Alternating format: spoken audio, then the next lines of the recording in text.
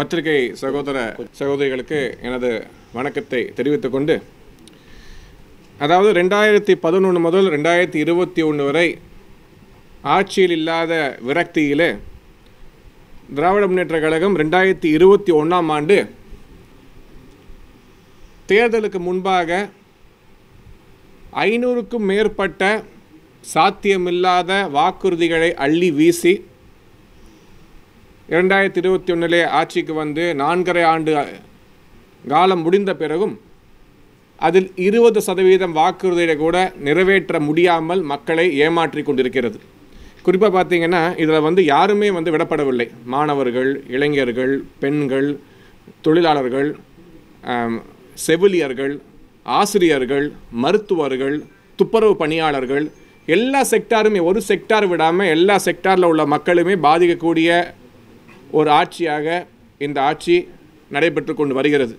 ஆட்சி முடிய போகிற காலத்தில் உங்களுடன் ஸ்டாலின் அப்படின்னு சொல்லி மக்களை ஏமாற்றுவதற்காக சுற்றுப்பயணம், அந்த சுற்றுப்பயணத்தில் பார்த்திங்கன்னா ஆயிரக்கணக்கான மக்கள் வந்து நிற்கிறாங்க. அப்படின்னா அத்தனை மக்களுக்கும் பிரச்சனைகள் வந்து இந்த 4.5 ஆண்டு காலமாக தீர்க்கப்படாத காரணத்தினால தான் ஒவ்வொரு முகாமுக்கும் அவ்வளோ கூட்டம் வருது. ஸோ 4.5 ஆண்டு கழிந்த பிறகு தான் உங்களுடன் ஸ்டாலின் அப்படிங்கிறதே அவங்களுக்கு மனதுக்கு நினைவுக்கு வருகிறது.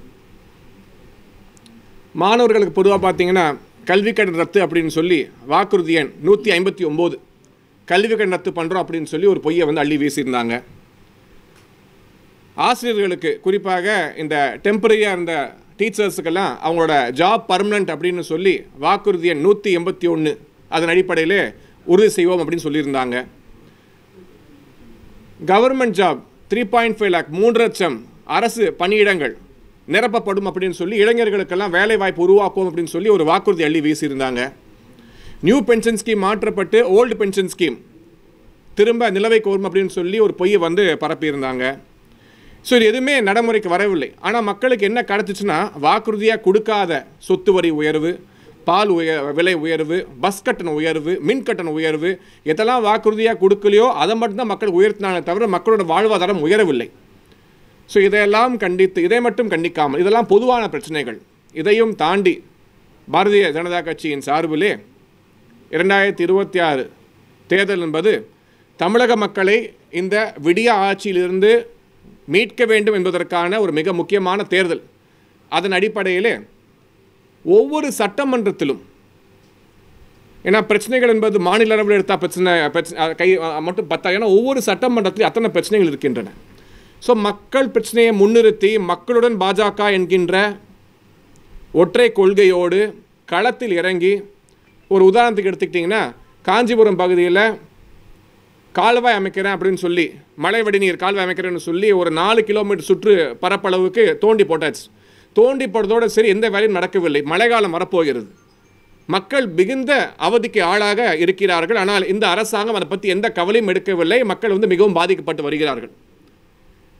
ரிஷிவந்தம் எம்எல்ஏ பார்த்தீங்கன்னா திரு வசந்த் என்கின்ற நபர், ரிஷிவந்தம் எம்எல்ஏ கோமுகி அணைக்கு அருகாமையிலே பல ஏக்கர் நிலத்தில் அவரோட பகுதியில் மணல் கொள்ளையானது நடைபெற்று கொண்டு வருகிறது.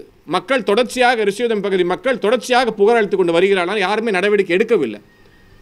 மயிலாப்பூரில் பார்த்தீங்கன்னா ஹவுசிங் போர்டு வந்து வீடு புதுசாக கட்டித்தரோம்னு சொல்லி வேலை ஆரம்பித்து பல ஆண்டு காலமாகி மிக மெத்தனமாக வேலை நடைபெற்று கொண்டு இருக்கிறது.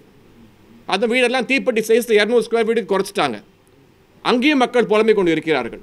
ஒவ்வொரு தொகுதியும் இருக்கக்கூடிய திமுகவின் சட்டமன்ற உறுப்பினருக்கு எதிராக மக்கள் மனநிலை பெரிய அளவில் இருக்குது. அதை விட கவுன்சிலர்ஸு, பஞ்சாயத்து தலைவர்கள், இவர்கள் பண்ணக்கூடிய அட்டூழியம் அதுக்கு மேலே இருக்குது. சில ஊர்களில் பார்த்தீங்கன்னா சேர்மனை மாற்றணும்னு கவுன்சிலர்களே, திமுக சேர்மனை மாற்றணும்னு கவுன்சிலர்களே ரோட்டில் இறங்கி போராடுறாங்க, அவருக்கு எதிராக வாக்களிக்கிறாங்க.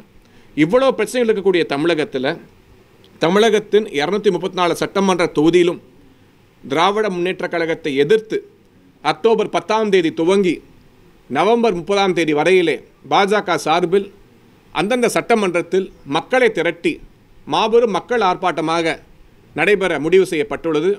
மாநில தலைவர் திரு நயினார் நாகேந்திரன் தலைமையிலே முதல் ஆர்ப்பாட்டமானது வெகு விரைவில் தேதி அறிவிக்கப்பட்டு, அவர் ஆர்ப்பாட்டம் தொடங்கிய பிறகு தமிழகத்தில் அனைத்து பகுதிகளிலும் இந்த ஆர்ப்பாட்டமானது தொடர்ச்சியாக திராவிட முன்னேற்றக் கழகத்தை ஆட்சியிலிருந்து நீக்குவதன் ஒரே குறிக்கோளோடு, இந்த குடும்ப ஆட்சியை, ஒரு ஊழலில்லாத தமிழகத்தை உருவாக்க வேண்டும் என்ற ஒற்றை நோக்கத்தோடு தேசிய ஜனநாயக கூட்டணியில் உள்ள கட்சிகளையும் அழைத்து பொதுமக்களுடன் இணைந்து பாரதிய ஜனதா கட்சியின் சார்பில் ஆர்ப்பாட்டங்கள் நடைபெறும் என்பதனை இந்த செய்தியாளர் சந்திப்பின் மூலமாக மக்களுக்கு தெரிவித்துக் கொள்கிறோம். ஒரு மிகப்பெரிய எழுச்சியை ஏற்படுத்துவதற்கு பிள்ளையார் சுழியாக இந்த ஆர்ப்பாட்டங்கள் அமையும் என இது மக்கள் பிரச்சனை என்பதை தெளிவாக மக்களுக்கு எடுத்து கூறுகிறோம். நன்றி.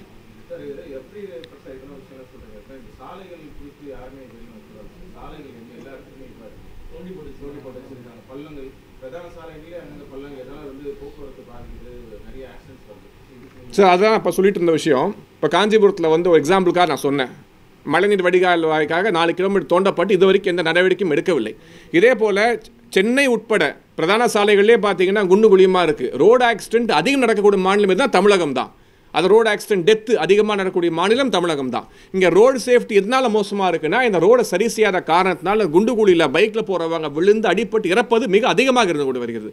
அதுவே ஒவ்வொரு சட்டமன்றத்துக்கும் தனிப்பட்ட முறையில் நிறைய பிரச்சனைகள் இருக்குது. இப்போ ரிஷிவந்தியத்தில் மணல் கொள்ளை, புதுக்கோட்டை பகுதிகளில் வந்து கனிம வள கொள்கை, இந்த மாதிரி எல்லா இடத்துலையுமே கிணத்துக்கடவு சட்டமன்ற தொகுதி கோயம்புத்தூர் பகுதியில் போனீங்கன்னா அங்கே இருக்கக்கூடிய குப்பை கிடங்கு, இந்த மாதிரி ஒவ்வொரு இடத்துக்கும் லோக்கல் இஷ்யூஸ் ஆயிரக்கணக்கில் இருக்குது. அதில் பிரதானமான இஷ்யூஸை எடுத்து மக்களுக்கு எது முக்கியமாக தேவைப்படுது, இது பிஜேபியோட அஜெண்டா கிடையாது, இது மக்கள் அஜெண்டா. மக்கள் எதை வந்து முன்னிறுத்த கூறுகிறார்களோ அதை எடுத்து மக்களுக்கான ஆர்ப்பாட்டமாக இப்போ டைம் எடுத்து பண்ண போகிறோம். மக்களை சந்தித்து அவங்களுக்கு எந்த பிரச்சனையும் செலக்ட் பண்ணி அதை வந்து ஃபோக்கஸ் பண்ணி அதுக்கான ஆர்ப்பாட்டங்களாக இது நடைபெறப் போகின்றன.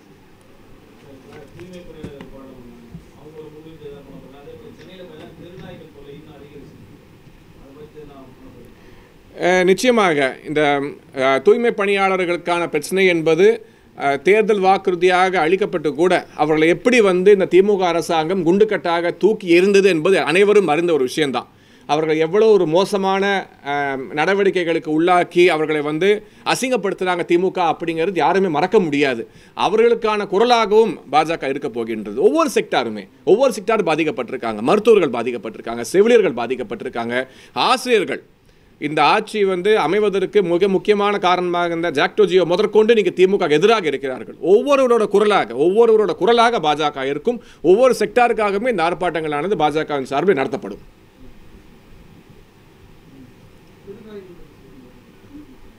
ஏதாவது கேள்வி? சமீபத்தில் அவர் போற சுற்றுப்பயணங்கள் எல்லாமே இளைஞர்கள் அதிகப்படியாக வர்றாங்க. அதுல வந்து தாவேகா வருகைக்கு பின்னாடி அதிமுக பாஜக இருக்கிற இளைஞர்கள் தான் அதிகப்படியா கட்சிக்கு போயிருக்காங்க மாதிரி சொல்லப்படுது. அந்த கூட்டங்கள் கூடதை நீங்க எப்படி பாக்குறீங்க? ஒரு இளைஞர் அணி தலைவரை ஒரு கட்சியோட இளைஞர் அணி தலைவரை எப்படி பாக்குறீங்க? அதாவது தமிழகத்தை பொறுத்தவரை நடிகர்களை பார்ப்பதற்கு கூட்டம் கூடுவது என்பது மிக அதிகமாக இருக்கக்கூடிய ஒரு மாநிலம். விஜய் அவர்கள் சினிமா துறையிலே அதிகமான ரசிகர்களை கொண்ட நபர் என்பதில் எந்த விதமான மாற்று கருத்தும் கிடையாது. அப்படிப்பட்ட நேரத்தில் அவர் ஒரு இடத்துக்கு போகும்பொழுது ஒரு நடிகரை சினிமா திரையில் பார்ப்பதற்கும் ரத்தமும் சதையாக பார்ப்பதற்கும் நிறைய வித்தியாசம் இருக்குது. அவர் ரத்தம் சதையுமாக பார்ப்பதற்கு மக்கள் நிச்சயமாக ஆர்வமாக இருக்கிறார்கள், சந்தேகம் கிடையாது. அதுக்காக கூட்டம் கூடுகிறது, அது நான் வந்து மறுக்கவில்லை. ஆனால் எது முக்கியமான ஒரு கேள்வி என்றால், இது எப்போ வாக்குறுதியாக மாறும்னா, நீங்கள் மக்களுக்கு என்ன பண்ண போகிறீங்கன்னு சொன்னால் வாக்குறுதியாக மாறும். அங்கே வந்துட்டு நான் மும்மொழி கொள்கை எதுக்க போகிறேன், நீட் எதிர்க்க போகிறேன், இதெல்லாம் வந்து பழைய பஞ்சாங்கம். மறுபடியும் பழைய பஞ்சாங்கத்தை பாடுவது எந்த விதத்திலையும் உதவி செய்ய போகிறதில்ல. திமுக எழுதி கொடுக்கக்கூடிய அதே ஸ்கிரிப்டை வாசித்த மாதிரி இருக்குது பார்க்கும் பொழுது. ஸோ நீங்கள் மக்களுக்காக என்ன செய்ய போகிறீர்கள் என்பதான் மக்கள் பார்க்க போகிறார்கள். இல்லைனா வருவாங்க, பார்ப்பாங்க, கை காட்டுவாங்க, போயிடுவாங்க. இன்றைக்கி வந்து நடிகைகள் வந்தாலும் கூட்டம் கூடுகிறது, நகைச்சுவை நடிகர்கள் வந்தாலும் கூட்டம் கூடுகிறது, டிவி சீரியல் ஆர்டிஸ்ட் வந்தாலும் கூட்டம் கூடுகிறது, இன்ஸ்டாகிராம் இன்ஃப்ளூயன்சர் வந்து அதை விட கூட்டம் கூடுகிறது. ஸோ ஆகவே இதை வைத்து ஒரு அரசியல் கட்சியோட வெற்றி தோல்வியை தீர்மானிக்க முடியாது. அரசியல் என்பது அதெல்லாம் தாண்டி உள்ள ஒரு விஷயம். ஆகவே ஓட்டு என்பது கொள்கை ரீதியான ஒரு விஷயம், ஒரு மாநிலத்தின் வளர்ச்சியை முன்னிறுத்தக்கூடிய விஷயம். ஆகவே அதை நம்ம பொறுத்திருந்தான் பார்க்க வேண்டும். சார், நீங்கள் சொன்னீங்க இப்போ தமிழ்நாடு தான் ஹையஸ்ட் ரோட் ஆக்சிடென்ட்ஸ்னு சொன்னீங்க, டெத்துன்னு சொன்னீங்க. பட் நேஷனல் டேட்டா என்ன சொல்லுதுன்னா உத்தரப்பிரதேசம் 2த்துலையுமே ஹையஸ்டாக. உத்தரப்பிரதேசோட பாப்புலேஷன் என்ன, தமிழ்நாடோட பாப்புலேஷன் என்ன? நான் சொல்கிறது நீங்கள் வந்து பர்சன்டேஜ் வைஸ் பார்க்கணும். உத்தரப்பிரதேசோட பாப்புலேஷன் தமிழ்நாடு பாப்புலேஷனோட 2.5 மடங்கு ஜாஸ்தி. அவங்க உத்தரப்பிரதேசோட சைஸ் என்ன, தமிழ்நாடோட சைஸ் என்ன? இப்போ கடைசியில் நீங்கள் வந்து உத்தரப்பிரதேஷ் பீகார்னு கிண்டல் பண்ணிவிட்டு இன்றைக்கி நம்ம ஸ்டாட்டிஸ்டிக் டேட்டா வந்ததுக்கப்புறம் உத்தரப்பிரதேஷ் பீகாரோட கம்பேர் பண்ணுற அளவுக்கு நீங்கள் தமிழ்நாடு கொண்டு வந்துட்டோம் அப்படிங்கிறது நம்ம வந்து உணர வேண்டிய ஒரு விஷயம். மற்ற வெர்டிகல்ஸ்லாம் நம்ம வந்து உத்தரப்பிரதேஷ் பிஹார் மட்டம் தட்டி பேசுகிறோம். இன்றைக்கி வந்து நமக்கு ஒரு மோசமான நிலை வரும்போது நம்ம அவங்களோட போய் ஒப்பிட்டு பேசக்கூடிய நிலைக்கு இன்றைக்கி தமிழகம் வந்து விட்டதா அப்படிங்கிற கேள்வியை திமுக நான் கேட்க விரும்புகிறேன். நம்பர் ஆஃப் பாப்புலேஷன் பேஸ் பண்ணி சொல்றீங்க அப்படின்னா பாப்புலேஷன் பேஸ் பண்ணி பாத்தீங்கன்னா அவங்க பாப்புலேஷனுக்கு growth எங்கேயோ இருக்கணும், நம்ம growth எங்கேயோ இருக்குது, நமக்கு நம்ம டபுள் டிஜிட் growth அட்டைன் பண்ணிட்டோம். நீங்க சொன்ன மாதிரி வந்து வெறும் 20% வந்து இவங்க என்ன சொல்றது நீங்க எலக்ட்ரல் ப்ராமிசஸ் மட்டும் தான் ஃபுல்ஃபில் பண்ணிட்டாங்கன்ற பட்சத்துல திமுக தொடர்ந்து ஒரு 11 எலெக்ஷனா ஜெயிச்சிருது. Local body election by election ஒரு மேஜர் 3 எலெக்ஷன் ஜெயிச்சுட்டு தான் வருது. மக்கள்கிட்ட ஏதோ அந்த அதிருப்தி இருக்க மாதிரி தெரியல. டெவலப்மெண்ட் அப்படிங்கிறது பார்த்தீங்கன்னா தமிழகம் வந்து டெவலப் ஆனது இந்த கடைசியோட 10-15 ஆண்டு திமுக ஆட்சி காலத்துலாம் கிடையாது. தமிழகம் ஏற்கனவே டெவலப் ஸ்டேட்டாக இருந்துச்சு. ஆனால் இன்றைக்கி வந்து கர்நாடகா, குஜராத், உத்தரப்பிரதேஷ் போன்ற மாநிலங்கள்லாம் இன்னும் ஃபாஸ்ட்டாக டெவலப் ஆகிட்டே வராங்க, நம்மளை நெருங்கிட்டே வராங்க. நமக்கு அவங்களுக்குமான கேப் ஆனது 20 இயர்ஸ்க்கு முன்னாடி எவ்வளோ கேப் இருந்துச்சு, இன்றைக்கி என்ன கேப் இருக்குது அப்படிங்கிற டேட்டாவை எடுத்து பார்க்கணும். 20 வருஷத்துக்கு முன்னாடி குஜராத் எங்கே இருந்துச்சு, தமிழ்நாடு எங்கே இருந்துச்சு, இன்றைக்கி எங்கே இருக்கும் அப்படிங்கிற ஒரு முக்கியமான ஒரு டேட்டா ஸ்டாட்டிஸ்டிக்ஸை பார்க்கும் பொழுது தான் நம்ம வந்து எந்த அளவுக்கு எவ்வளோ ஸ்லோவாக டெவலப் ஆகிறோம் அப்படிங்கிறது தெரியும். இன்றைக்கி இங்கே வந்து இருக்கக்கூடிய இளைஞர்களுக்கு தெரியும். இன்றைக்கி வந்து எதுக்கு வந்து வேலை வாய்ப்புனா பெங்களூர், ஹைதராபாத் தேடி போகிறாங்கன்னா அங்கே ப்ராஸ்பெக்ட்ஸ் பெட்டராக இருக்குது. நம்ம இங்கே இருக்கக்கூடிய ஆட்சியாளர்கள் முதல்ல வந்து ஒரு கவர்மெண்ட் சக்ஸஸ்ஃபுல்லாக இருக்குன்னா நரேந்திர மோடியை பார்த்து கற்றுக்கணும். எதுக்கு இன்றைக்கி இந்தியா டெவலப் ஆகுதுன்னா அந்த நாட்டின் தலைவருக்கு நாட்டின் மீது உள்ள பற்று, காதல் அது இருக்கும்போது நாடு டெவலப் ஆகும். அதே போல் இங்கே இருக்கக்கூடிய மாநில ஆட்சியாளர்கள் குடும்பத்தை தாண்டி நாட்டை நேசிக்கணும், அதாவது தமிழ்நாடை நேசிக்கணும். நீங்கள் தமிழ்நாடை நேசிக்கும் போது தான் தமிழ்நாட்டுக்கான டெவலப்மெண்ட்டை கொடுப்பீங்க. குடும்பத்தை மட்டும் நேசிக்கக்கூடிய ஒரு கட்சி ஆட்சியில் இருக்கும்போது தமிழ்நாடோட டெவலப்மெண்ட் என்பது ஸ்லோவாக தான் இருக்கும். அதுதான் இங்கே நடைபெற்று கொண்டு வருகிறது. அதை தான் நான் இன்னும் வேகப்படுத்த வேண்டும். தமிழ்நாடு வந்து நாட்டோட பயனராக இருக்கும், நம்பர் 1 ஸ்டேட்டாக இருக்கணும். அது இல்லையே அப்படிங்கிற ஆதங்கத்தில் பேசிகிட்டு இருக்கோம். நம்பர் 1 இப்போ வந்து நம்ம மகாராஷ்டிராக்கு பின்னாடி இருக்கோம். ஆனால் இதே மாதிரி திமுக ஆட்சி தொடர்ந்துச்சுன்னா 5-6 என்ற இடத்துக்கு நிச்சயம் போய்விடுவோம். ஏன்னா எந்த விதமான டெவலப்மெண்ட்டோ கோஆபரேஷனோ கிடையாது. 2021 முன்பாக வரக்கூடிய அனைத்து வளர்ச்சி திட்டங்களும் தடுத்தாங்க. ஸ்டெர்லைட் ஆலையை மூடினாங்க. ஏசியாவோட 60% காப்பர் சப்ளை சென்று தமிழகத்திலிருந்து. ஆனால் இன்றைக்கி அந்த வேலைவாய்ப்பு இல்லாமல் இளைஞர்கள் தவிர்த்து கொண்டு இருக்கிறார்கள். இப்படி வந்து பல நேரங்களில் பல ப்ராஜெக்ட் வந்து பேப்பரில் தான் வந்து இன்றைக்கி வந்திருக்கே தவிர நடைமுறைக்கு வர மாட்டேங்குது தமிழ்நாடை பொறுத்தவரை. ஸோ பேப்பரை தாண்டி நீங்கள் வந்து நடைமுறையில் நடத்தப்படும் பொழுது தான் வளர்ச்சி வருமே தவிர வெறுமான பவர் பாயிண்ட் ப்ரெசன்டேஷனாக பண்ணிங்கன்னா டெவலப்மெண்ட் ஆனது ஆகாது.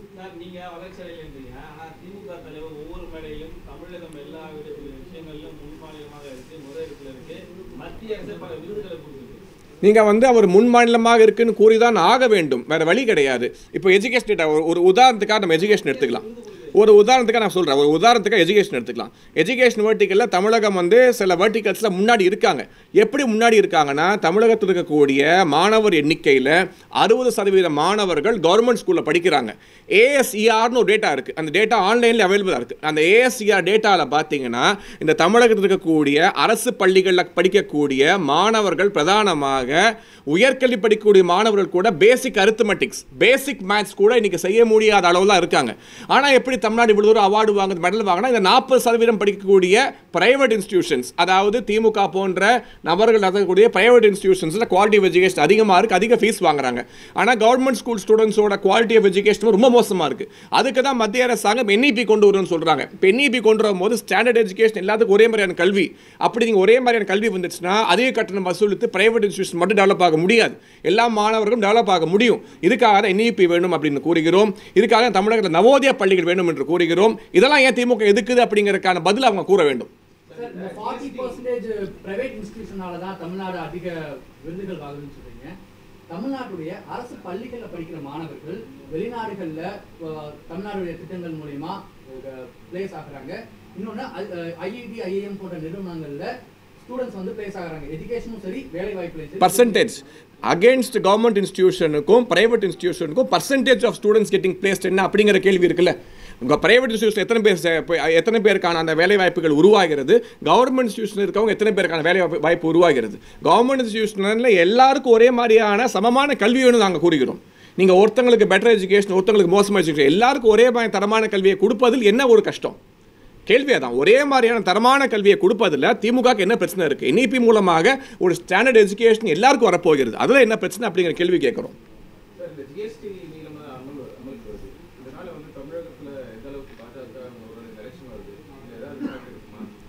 இது வந்து தேர்தலுக்காக செய்யப்பட்ட விஷயம் கிடையாது. சொல்ல போனால் எந்த எலெக்ஷனே பக்கத்தில் இல்லை. தமிழ்நாடு எலெக்ஷன் வரதுக்கு 6 மாத காலம் இருக்கிறது. தீபாவளி பரிசாக நரேந்திர மோடி அவர்கள் மக்களுக்கு ஒரு மிகப்பெரிய கிஃப்டை பாஸ் ஆன் பண்ணியிருக்காங்க. அதாவது மத்திய அரசாங்கத்துக்கு மிகப்பெரிய இழப்பீடு வந்தாலும் கூட இந்த வந்து மக்களுக்கு நன்மை நடக்க வேண்டும் என்ற ஒரு நோக்கத்தோடு ஒரு மிகப்பெரிய ஜிஎஸ்டி கட் அப்படின்னு வந்து மக்களுக்காக கொடுக்கப்பட்டிருக்கிறது. அதில் கூட பார்த்தீங்கன்னா திமுக நயவஞ்சகமாக மக்களை பாதிக்கிறது. இன்றைக்கி மதர் டைரி எடுத்துக்கோங்க, அமுல் எடுத்துக்கோங்க, கர்நாடகாவை சேர்ந்த நந்தினி எடுத்துக்கோங்க, எல்லாருமே பால் விலையை இன்னைக்கு குறைத்து அமுலுக்கு கொண்டு வந்துட்டாங்க.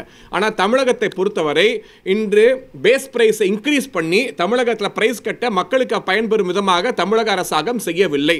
இந்தியாவிலே பார்த்தீங்கன்னா ஆவின் தான் 3rd largest milk producing federation, 3வது பெரிய பால் உற்பத்தி செய்யக்கூடிய அரசு உடைமையான நிறுவனம். ஆனாலும் கூட மக்களுக்கு இந்த ஜிஎஸ்டி கட் 12%லேருந்து 5% குறைந்திருக்கு. மற்ற மாநிலங்களை பார்த்தீங்கன்னா 27-40 ரூபாய் வரைக்கும் பன்னீர், நெய், தயிர் போன்ற பொருட்களோட விலைகள்லாம் குறைந்திருக்கு. ஆனால் அதிகப்படியான பால் விற்பனை செய்யக்கூடிய ஆவை நிறுவனத்தின் மூலமாக மக்களுக்கு இதன் விலை குறைக்கப்படவில்லை. திமுக மறுபடியும் நயவஞ்சகமாக தமிழக மக்களை வாட்டி கொண்டிருக்கிறது. இதே போல தான் பெட்ரோல் டீசல் விலை வந்து மற்ற மாநிலங்கள் குறைந்து போடும் கூட தமிழகத்தில் குறைக்கப்படவில்லை. பாண்டிச்சேரியில் குறைச்சாங்க, ஆந்திராவில் குறைச்சாங்க, ஆனால் தமிழ்நாட்டில் குறைக்கல. ஸோ திமுக வந்து தொடர்ச்சியாக மக்களை பாதித்து கொண்டு தான் வருகிறது. 100 ரூபா சிலிண்டர் மானியம் தரம்னு சொன்னாங்க, 4.5 வருஷம் ஆச்சு, யாருமே இந்த கேள்வி கேட்கல. இன்னைக்கு வரைக்கும் அந்த பெனிஃபிட்டை மக்களுக்கு திமுக பாஸ் ஆன் பண்ணலை. ஸோ இதே போல பொய் வாக்குறுதிகள் தான் மாற்றி மாற்றி கொடுக்குறாங்க. இதையெல்லாம் சேர்த்து தான் பிஜேபி ஆர்ப்பாட்டம் என்பது இந்த எல்லாமே சேர்த்து தான். இந்த கேஸ் மானியம் ஆகட்டும், பெட்ரோல் டீசல் விலையாகட்டும், இன்னைக்கு அமுல்படுத்தாமல் விட்ட இந்த பால் விலையாகட்டும், எல்லாமே சேர்த்து தான் பிஜேபி ஆர்ப்பாட்டமாக இருக்க போகிறது. நீங்க சொல்றீங்க ஜிஎஸ்டி வந்து தீபாவளிக்காக குறைச்சிங்க, ஆனா எதிர்கட்சிகள் சொல்றாங்க எதிர்கட்சிகளோட வேலை தானுங்க. எதிர்கட்சியாக இருந்தபோது காங்கிரஸ் ஆட்சி இருக்கும்போது எத்தனை விதமான டாக்ஸ் இருந்துச்சு அப்படிங்கிறத வந்து ப. சிதம்பரம் அவர்கள் தனக்கு தானே கேட்டுக்கொள்ள வேண்டும். செஸ்ல ஆரம்பிச்சு, வேட்ல ஆரம்பிச்சு எத்தனை விதமான டாக்ஸை போட்டு மக்களை வாட்டி எடுத்தீங்க, எத்தனை டிபார்ட்மெண்ட்டுக்கு பதில் சொல்லி, எத்தனை பேர் வந்து லஞ்சம் வாங்கினாங்க, இன்னைக்கு எல்லாத்தையும் கட் பண்ணி 2 டாக்ஸ் ஸ்லாப் அப்படின்னு சொல்லி கொண்டு வந்து இன்னைக்கு மக்களுக்கு நேரடியாக அந்த பலனை வந்து மத்திய பாஜக அரசாங்கம் கொடுத்திருக்கிறது. வருஷமா பிரச்சனை இருக்கு, இது மையப்படுத்துதுன்னு சொல்லுவாங்க. அப்புறம் விஜய் வந்து பேசும்போது ஈழத்துக்கு ஆதரவாக வந்து பேசியிருக்காரு, பிரபாகரனுக்கு சப்போர்ட் பண்ணி பேசியிருக்காரு. அதுக்கு பெரிய கொந்தளிப்புலாம் வந்திருக்கு நார்த் இந்தியன் ஸ்டேட்ஸ்ல. என்ன பிரச்சனை சார், நீங்க எப்படி பாக்குறீங்க? தமிழ்நாட்டில் எல்லா பொலிட்டீஷியன்ஸும் பண்றதுதான் அது. ஈழத்துக்கு ஆதரவாக குரல் கொடுப்பது எந்த விதமான தவறும் கிடையாது. ஏன்னா ஈழத்தமிழர்களுக்கு லிப் சர்வீஸ் கொடுக்காம, அதாவது இப்போ வந்து திரு விஜய் அவர்கள் கொடுப்பதா லிப் சர்வீஸ் கொடுக்காம ஆக்சுவலாக வந்து அந்த ஈழப்பகுதி மக்கள், தமிழ் மக்களுக்கு நன்மை நடக்க வேண்டும் என்று ஜாஃப்னாவுக்கு 22 ஆண்டுகளிலே சென்ற முதல் பிரதமர், இந்திய பிரதமர் யாரும் நரேந்திர மோடி அவர்கள் தான். அது மட்டும் இல்லாமல் இன்றைக்கி 60,000 வீடுகள் கட்டி கொடுப்போம் என்கின்ற வாக்குறுதியை கொடுத்து 10,000 வீடுகளுக்கு மேல் கட்டி கொடுக்கப்பட்டு இன்றைக்கி மக்கள் வந்து பலனடைந்து கொண்டு இருக்கிறார்கள். அந்த நாட்டில் வந்து எப்போல்லாம் பிரச்சனைகள் ஏற்படுகிறதோ அப்போல்லாம் வந்து பல ஆயிரம் கோடி ரூபாய்க்கு நிவாரணம் வழங்கி அந்த மக்களை காப்பாற்றி கொண்டிருப்பதும் இதே நரேந்திர மோடி அரசாங்கம் தான். தமிழக மீனவர்கள் குறிப்பாக அந்த மேரிடைம் பவுண்டரியை வந்து தாண்டும் பொழுது சுட்டுக் கொல்லப்பட்டதை தடுத்து நிறுத்தி இன்றைக்கி வந்து டிரான்ஸ்பாண்டர் கொடுத்து மீனவ பகுதி மக்களுக்கு ப்ளூ ரெவல்யூஷன் அப்படிங்கிற அறிமுகப்படுத்தி, இதுக்கு முன்பாக ஒயிட் ரெவல்யூஷன், கிரீன் ரெவல்யூஷன் கொண்டு வரப்பட்டது. ஆனால் ப்ளூ ரெவல்யூஷன் என்பதை முதல் முறையாக கொண்டு வந்து மீனவ மக்களுக்காக பலன் சேர்த்த அரசாங்கம் நரேந்திர மோடி அரசாங்கம். ஸோ இப்படியெல்லாம் செய்து மீனவ மக்களை காப்பாற்றி ஈழத்தமிழர்களுக்கு நேரடியாக பெனிஃபிட் வரும் விதமாக, நான் மறுபடியும் சொல்கிறேன், லிப் சர்வீஸ் இல்லாமல் ஆக்சுவல் பெனிஃபிட்ஸை வந்து டைரெக்டாக ட்ரான்ஸ்ஃபர் பண்ணி கொடுத்தது இதே நரேந்திர மோடி அரசாங்கம். ஆனால் கச்சத்தீவை தாரவாத்து கொடுத்த காங்கிரஸை பற்றியோ இல்லை இந்த போர் நடக்கும் பொழுது மத்தியில் ஆட்சியிலிருந்து போர் தடுப்பை நிறுத்தாத காங்கிரஸை பற்றியோ திரு விஜய் அவர்கள் ஒரு வார்த்தை கூட வாய் திறந்து பேசவில்லை. ஆகவே அவருக்கு வந்து ஒன்றா காங்கிரஸ் மேலே சாஃப்ட் கார்னராக இருக்கணும், இல்லைனா வரலாறு எழுதி கொடுத்தவங்க இந்த காங்கிரஸ் பற்றி எழுதாமல் விட்டுட்டாங்க, அவருக்கு தெரியாமல் இருந்திருக்கும். அது என்னன்னு சொல்லி நீங்கள் அவருக்கு ஒரு ப்ரெஸ் மீட் வச்சு கேட்டிங்கன்னா தான் உண்மை வந்து நமக்கு தெரிய வரும். எழுதி கொடுக்கறவங்க சொல்லணும் அப்படின்னு சொன்னீங்க விஜய். அவருடைய பேச்சுகள் வந்து பாஜக மாதிரி இருக்குன்னு விமர்சிக்கிறாங்க. காரணம் வந்து அவர் வந்து தவறான ஸ்டாட்டிஸ்டிக்ஸ் சொல்றாரு, ஃபேக்ட சொல்றாரு. இதைத்தான் வந்து பிஜேபியும் சொல்லுவாங்க, அது ஒரு வெறுப்பு அரசியலை தான் தூண்டுன்னு விஜயோட பாஜக ஒப்பிடுறாங்க, அப்படி கருத்துக்கள் முன்வைக்கிறாங்க. இதுக்கு நீங்க எப்படி பாக்குறீங்க? கருத்து கூறுவார்கள் வந்து எப்படி வேணா திருத்து பேசுவது நமக்கு தெரிந்த விஷயம்தான். நான் கூறுகிறேன், நான் கேட்கிறேன், இப்போ எதுக்கு வந்து நியூ எஜுகேஷன் பாலிசியை நான் தடுத்து நிறுத்துவேன், பரந்தூரில் வந்து ஏர்போர்ட் வரதை நான் ஸ்டாப் பண்ண போகிறேன், ஆனால் வந்து பக்கத்தில் இருக்க திருச்சி கூட நான் ப்ரைவேட் ஏர்கிராஃப்டில் தான் போவேன், என் பசங்க வந்து அமெரிக்கன் இன்டர்நேஷனல் ஸ்கூலில் படிப்பாங்க, 4 மொழி கற்றுப்பாங்க, 8 லட்ச ரூபா ஃபீஸ் கட்டி நான் ஸ்கூலில் சேர்த்து விடுவேன். ஆனால் ஏழை மாணவர்கள், அதாவது அவரை பார்க்க வரக்கூடிய ரசிகர் கூட்டத்தில் உள்ள மாணவர்களுக்கு வந்து 2 லாங்குவேஜுக்கு மேலே தெரியக்கூடாது, நான் மும்மொழி கொள்கையை எதிர்க்க போகிறேன் அப்படிங்கிறதுலாம் திமுகவோட ஸ்கிரிப்ட், இது பிஜேபி ஸ்கிரிப்ட் கிடையாது. ஸோ திமுகவோட பி டீம் என்பதில் பாஜக தெளிவாக ஏற்கனவே கூறிக்கொண்டு வருகிறது. ஸோ இப்போ அவரே வந்து ஆக்சுவலாக ஒப்புக்கொண்டு இருக்கிறார். பேசும்போதெல்லாம் சொல்கிறாரு எங்களுக்கும் திமுகவுக்கு தான் போட்டி அப்படின்னு. அதாவது லீடர் ஆஃப் அப்போசிஷன் 2வது இடம் திமுகவுக்கு திமுகவா டிவிகேயா யார் செகண்ட் பிளேஸ் வரப்போறா அப்படிங்கிற போட்டி 2 பேர் இருக்காங்க. ஸோ அதை தான் திரும்ப அவரே வந்து வாக்குமூலமாக கொடுக்கிறார். நாங்கள் வந்து பிஜேபி டிஎம்கேயோட போட்டி போடுறோம், செகண்ட் பிளேஸுக்கு போட்டி போடுறோம் அப்படிங்கிறது அவரே வந்து கூறிக்கொண்டிருக்கிறார். எல்லா கட்சிகளுமே செகண்ட் பிளேஸுக்கு தான் போட்டி போடுறாங்கன்னு நினைக்கிறேன் சார். ஏன்னா எடப்பாடி அதான் சொல்றாரு, போட்டி வந்து எங்களுக்கு திமுகவுக்கு தான் சொல்றாரு. ஸோ போட்டி என்னவோ பார்த்தீங்கன்னா செகண்ட் பிளேஸ்க்கு மட்டும் தான் இருக்க மாதிரி தெரியுது. ஒரு கான்ஸ்டன்ட் அப்போசிஷன் ஃபிக்ஸ் பண்ணிட்டு, அதாவது திமுக அந்த அதர் சைடு, மற்ற எல்லாருமே அந்த திமுக ஒன் சைடுனா நீ திமுக தான் ஆட்சியில் இருக்கு, ஆட்சியில் இருக்கக்கூடிய கட்சி இறக்க தான் போட்டி போட முடியும், இல்லாத கட்சிக்கு போட்டி போட முடியாது. நீங்க திமுக ஆட்சியில் இருக்கு, அதனால திமுக ஒப்பிட்டு பேசுகிறோம். அண்ணா திமுக ஆட்சியில் இருக்குமா இல்லை அண்ணா திமுக தான் பேசினாங்க. ஸோ நீங்க திமுக ஆட்சியில் இருக்கு. So DMK was rest of the parties. ஆனால் இன்னைக்கு வந்து தமிழகத்துக்கு யார் பர்ஃபார்மன்ஸ் பண்ண முடியும்? தமிழகத்துக்கு தேவை டபுள் இன்ஜின் சர்க்கார். அந்த டபுள் இன்ஜின் சர்க்கார் என்பது மத்தியிலும் பிஜேபி, தமிழகத்திலும் பிஜேபி அப்படிங்கிற வரும்போது தான் நடைபெறும். அதாவது என்டிஏ ஆட்சி, மத்தியிலும் என்டிஏ, தமிழகத்திலும் என்டிஏ அப்படிங்கிற ஒரு சூழ்நிலை உருவாக போகிறது. டைரக்டா மக்களுக்கான சலுகைகள், டெவலப்மெண்ட். ஏன்னா பிஜேபினாலே டெவலப்மெண்ட், திமுகனாலே டிவிஷன், டிஸ்கிரிமினேஷன், டைவர்ஷன். ஸோ இப்படிங்கிற கான்செப்டை பிரேக் பண்ணி மக்களுக்கான உண்மையான வளர்ச்சியை வந்து இந்த என்டிஏ அரசாங்கம் 2024 கொடுக்க போகிறது. நேற்று நீங்க சேலம் போனீங்க, என்ன ஆச்சு சார் மீட்டிங்ல? ரொம்ப நேரம் மீட்டிங் பேசுனீங்க, 1 hour நடந்தது.